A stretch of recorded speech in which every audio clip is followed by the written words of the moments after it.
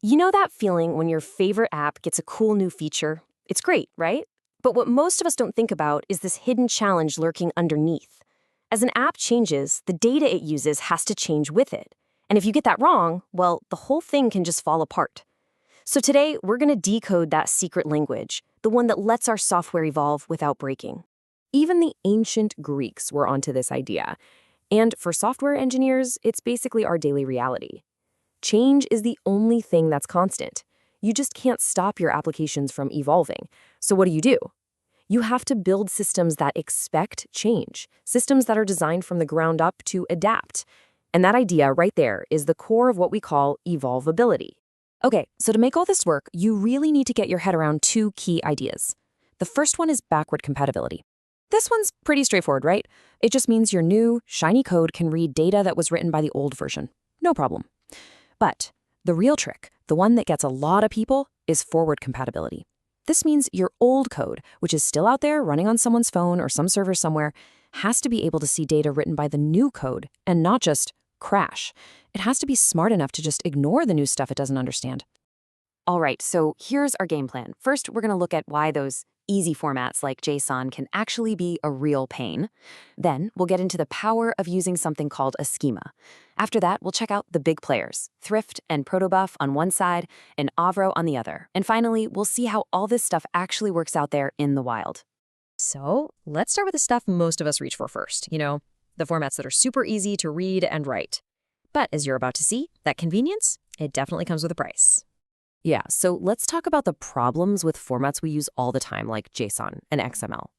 For starters, JSON is kind of ambiguous with numbers. It doesn't really have a built-in way to tell you if a number is an integer or a floating point, and it doesn't specify any precision. And what if you want to send binary data, like a photo? Well, you can't. You have to encode it as text using base 64, which instantly makes it a third bigger. And sure, you can use schemas with these formats, but they're optional. And when they're optional, people tend to skip them, which means all the rules end up scattered in the code instead of being with the data where they belong. And this isn't just theory. Here's a fantastic real-world example of what happens. You see, Twitter's tweet IDs are huge 64-bit numbers. But JavaScript, the main language of the web, can't actually handle numbers that big correctly. So what did Twitter have to do? For years, their API sent every single tweet ID twice. Once as a number, which could easily get messed up by JavaScript, and a second time as a string just to be safe. All of that extra work just because of a little ambiguity in the data format. So you might be thinking, okay, simple fix. Let's just use a binary version of JSON. And yeah, people have tried that. Formats like MessagePack exist. And they do save you a little bit of space, but they don't solve the core problem. Why? Because they still have to spell out the full field names like username and favorite number in every single record. And that verbosity is what keeps them from being really, truly compact. So if writing out all those field names is the big problem, what's the solution? Well, it's a pretty big idea, actually. It's all about separating the structure of the data, what we call a schema, from the actual data itself. Okay, let's look at a quick example. Take a pretty standard record. If you write it out in JSON, even if you strip out all the extra white space, it's going to be about 81 bytes. Just hang on to that number for a second. Now, what happens if we use a schema-driven format, something like protocol buffers? That exact same information shrinks all the way down to just 33 bytes. Wow. I mean, that's less than half the size. And that's a huge difference, right? Especially when you start thinking about millions or even billions of records. So how in the world is that even possible? Well, the secret sauce is in how systems like Apache Thrift and protocol buffers work. These came out of Facebook and Google respectively, and they're all about schemas. So let's take a look at how they pull this off. Think of the schema as a kind of secret decoder ring. Instead of writing out the full field name, username, over and over again, the schema just says, hey, username is field number 1. So the encoded data, it just contains the number 1. You're basically swapping out these long, descriptive strings for tiny, super efficient numeric tags. And what's really cool is that this system makes evolving your data so elegant. You want to add a new field? No problem, as long as you make it optional and give it a brand new tag number. When old code sees this new data, it just finds a tag it doesn't recognize and ignores it. Boom, forward compatibility. And when new code reads old data, it just sees that an optional field it expects is missing, which is totally fine. That's backward compatibility. The one golden rule you can never break is you never, ever reuse a tag number. Okay, but what if all that manual tagging sounds like a bit of a headache? I mean, who wants to keep track of all those numbers? Well, there's a whole other way to think about this, and it's championed by a format called Apache Avro. And their big idea? Get rid of the tags completely. Avro's core idea is it's really simple and beautiful. When you write some data, you encode it using the schema you have right then. That's the writer schema.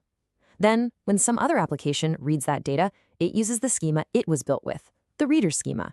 The real magic happens in the middle, when the Avro library itself just compares those two schemas and figures out how to translate the data on the fly. And the process is super elegant. The library looks at both schemas and matches up the fields by their name, not by some tag number. So if the data comes in with the field that the reader doesn't know about, it just gets ignored. And if the reader is expecting a field that isn't in the data, it just fills it in with a default value. This makes the whole evolution process incredibly flexible. And this whole tagless, name-based thing makes Avro an amazing choice for situations where your schemas are being generated automatically. Like, imagine you need to export a database table to a file. You can just generate an Avro schema right from the table's structure. If someone adds a new column to the table tomorrow, no big deal, you just generate a new schema. You don't have to worry about manually managing any tags at all. All right, so we've covered a lot of the theory. Now let's see where the rubber really meets the road. How does all this play out in the actual systems that we build and use every single day? When you boil it down, our data really only flows in three main ways. It can be stored for a long time in databases. It can be zipping back and forth in real time between services through APIs. Or it can be passed around asynchronously using things like message queues. And each one of these has its own unique set of challenges when it comes to compatibility. Let's take databases first. You've probably heard the saying, data outlives code. And it's so true. You could push out a brand new version of your app today, but your database might be full of records that were written 5 years ago by a totally different version of the code with a completely different schema. Your new code has to be able to look at that ancient data and still make sense of it. That's why for databases, backward compatibility is just absolutely critical. Now, with services and APIs, the whole flow is a bit different. Usually, you upgrade your servers before you upgrade your clients. So your new server code has to be able to understand requests coming from older clients. That's backward compatibility again. But then, when your new server sends a response back to that old client, the old client has to be able to handle it, even if the server added some new fields it's never seen before. And that, right there, is forward compatibility. But here's a really tricky scenario that can pop up. Imagine a new version of your app adds a new field to a record and saves it. Then, an older version of the app reads that same record, updates a different field that it does understand, and then writes it back. So what happens to that new field? The old code has to be smart enough to preserve that field it doesn't understand, because if it just throws it away, poof, you've got data loss.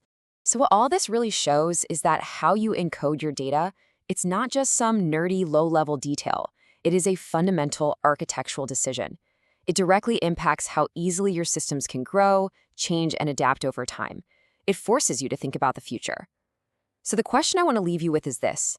As your systems are constantly evolving, is your data encoding helping you, or is it holding you back?